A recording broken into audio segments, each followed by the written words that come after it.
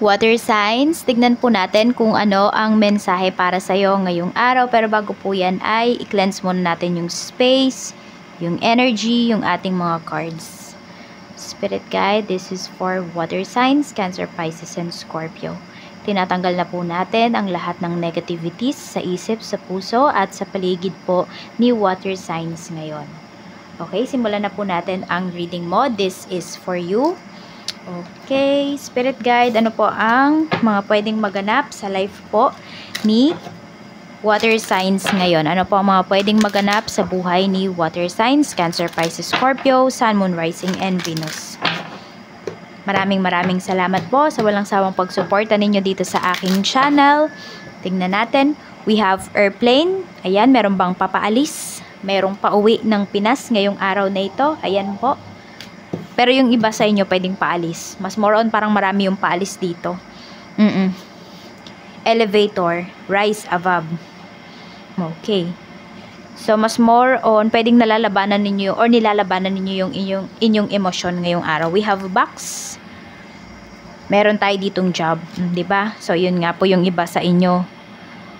Okay, hindi ko alam kung diyan sa trabaho pwedeng ngayong araw yung iba sa inyo nagtatrabaho pa rin kayo at parang marami kayong mga boxes dito na binibitbit ganyan or binubuhat. Yan po yung pinapakita. Meron naman dito pa pwedeng ready na kayong umuwi. So pwede po na nag-aayos na yung iba sa inyo ng mga gamit ninyo. Ayan. So some of you pwedeng ilang days pa or could be nga parang ano pa halos 1 month pa yung iba sa inyo bago kayo makauwi sa province ninyo, saan pa dito sa Pinas, ganyan. So, naghahanda na yung iba sa inyo. Excited kayo. Meron naman dito parang agitated. Tignan natin kung ano pa yung mensahe para sa'yo. Spirit Guide, ano pa po ang mensahe natin kay water signs ngayong araw na ito? Ayan. Pwede rin, ayan o, meron kayong mga binubuksan dito na regalo. Ayan po. Tignan natin. We have the dog. Ayun, yung iba sa inyo, kung nag-Christmas party kayo, parang ngayon nyo palang binubuksan yung nakuha ninyong regalo. We have the dog. Okay, so meron dito. O di ko alam kung mahilig kayo sa pets. Pero pwedeng meron kayong inaayos dito ng mga papers po ng inyong mga alaga. Kasi pwedeng isasama nyo sila papunta sa bansang pupuntahan ninyo or pabalik dito sa Pinas. Ayan po. Tignan natin. Or ito, kasi airplane, 'di ba? So pwedeng meron ka lang talaga na parang sabihin natin trusted mo na company, airline company, yung iba po sa inyo. Parang doon lang talaga kayo sumasakay. Doon parang safe kayo, ganyan po. Di kayo naka-feel ng anxiety or even yung iba naman sa inyo, pwedeng hindi to airplane Pwede po na kahit anong sasakyan. I mean, parang kunwari doon sa pangalan ng bus na 'yon. 'Di ba may narinig kayong hindi maganda. So parang alam mo 'yun, nandun yung ayaw niyo nang sumakay doon sa bus company na yon. Basta ganun. Kunwari, bus, tricycle, ganun. Kung ano man tong mga means of transportation na parang dun lang talaga kayo nakakaramdam ng safety. Pag kayo ay bumabiyahe, we have crossroads. Okay, ayan po. So, meron dito nagdadalawang isip pa kayo kung kayo ba ay aalis ngayong araw, kayo ba ay lalabas ng bahay or magstay na lang kayo sa bahay.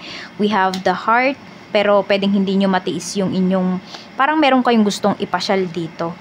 Ayan. Tas ito din, pwedeng may mga pupunta sa bahay ninyo. Ayan. Still, kahit ngayong 26 na, is meron pa rin mga pupunta. Ayan. So, yung mga gifts ninyo, yung inyong bigay sa kanila, aginaldo ninyo, is pwede po na nakatabi talaga yan. So, pwedeng nakahanda na ba? We have the clouds. Yon. Meron dito nahihirapan or nagdadalawang isip kayo if babalik pa ba kayo sa trabaho. Yan po kasi yung pinapakita dito. So, medyo may struggle, naguguluhan. Ayan. At meron naman dito, pwedeng pinapabalik na kayo sa trabaho kasi pwedeng kayo lang talaga yung inaasahan dito. Yan, parang siguro kahit ngayong araw na to, yung iba po sa inyo, pwedeng hindi kayo nag-leave, ganyan. Hindi kayo nag-vacation. Tignan natin. Ano pa po ang mensahe natin, Spirit Guide, for water signs? Tignan natin ano pa yung mensahe para sa'yo. We have stepping into power. You are strong beyond measure. Ayan po. So, pwedeng meron dito, sabi ko nga, diba, parang yun lang yung trusted ninyo. Doon kayo pinaka nakakaramdam ng safety. Pero kasi ngayon, pwedeng ayun, you will left with no choice ngayong araw na ito. So, parang kailangan nyo talagang kayanin. Medyo may mga hassle kayo na mararanasan dito, lalo na po yung mga nagta-travel ngayon. Staying focused, hold the course. Ayan po. So, ito yung mga agam-agam po ninyo. Pwede kasi na tinitignan or may tinitimbang kayo dito, tinitignan nyo yung pros and cons ng mga gagawin ninyong mga decisions. We have miracles, expect the wonders to emerge. Ayan po. So, madami namang good things na mangyayari sa'yo ngayong araw na ito. Expect mo talaga yan, water signs. We have faraway places. O, get ready for new horizons. So, pwede po na ayan yung iba, ito pang malayuan na yata yung trabaho ninyo. So, pwedeng yan yung pinaghahandaan ng iba sa inyo. Medyo malalayo kayo ngayon sa inyong family. Ayan po. Or pwedeng merong maglilipat ng bahay dito kasi pwede po na yun, malayo yung trabaho ninyo. So, lalapit kayo doon. Maghahanap kayo ng mas malapit. So, may mga pagbabago. Yung iba sa inyo may mga pagbabago dito pagdating sa environment po ninyo. Tignan natin kung ano pa yung mensahe para sa'yo pagdating naman sa iyong ayan, tignan natin pagdating sa iyong kaperahan ngayong araw. Meron tayo ditong 8 of Wands. So, may mabilis pumasok na pera dito. Meron din mabilis mawala. Ayan po. Pero sabi ko nga sa inyo iba, ay nakahanda naman po kayo. We have Judgment. Okay, meron talaga kayong decision makings dito about sa pag-travel. Pwedeng yan po yung pinag-uusapan ninyo. New beginnings talaga yung pinapakita sa'yo dito. So, ayan po. Pwede na pinaghahandaan ninyo yung pag-alis nyo talaga or pag-uwi nyo ba yan. Basta more on, nag-iipon kayo ng pera dito, water signs. Ayan o. So, parang kung ano man yung ma-receive ninyo na pera ngayon, if ever mayroon man, pwedeng magagamit nyo po yun sa pagbabago talaga ng life ninyo or dito sa bago ninyong pupuntahan. Tignan natin pagdating naman po sa love life. Kamusta naman po, Spirit Guide, ang love life po ni water signs? Mayroon tayo ditong strength. Meron tayo ditong 3 of cups. So, merong magse-celebrate ng anniversary. Happy anniversary po. Happy mansari po. Water signs, we have temperance. Okay, so may healing din dito. May maayos dito na relationship. So, kung kayo po ay, ayan, nilalaban nyo talaga yung relationship ninyo, huwag kayong mag-alala kasi maayos siya. There is passion, there is chemistry pagdating sa inyong dalawa ng person mo, ng asawa mo. So, ayan po. Mukhang magkakaayos kayo ngayon. Alam mo yun, parang hindi nakatulog yung person mo, kakaisip sa'yo. Tignan po natin, ano pa yung mensahe, Spirit Guide. Mensahe po natin for water signs, Cancer, Pisces, and Scorpio. Meron tayo ditong we will be together again. So, ayan.